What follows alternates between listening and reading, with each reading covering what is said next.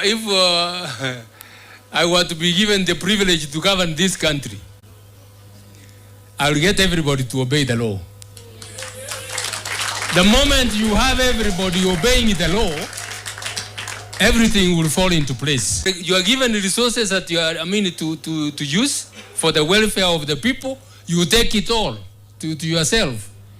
Now you begin speaking a language, and some people think that some of us didn't go to school. We can't even understand the English they are talking about. They are using. We are even reading about elongation of presidential terms.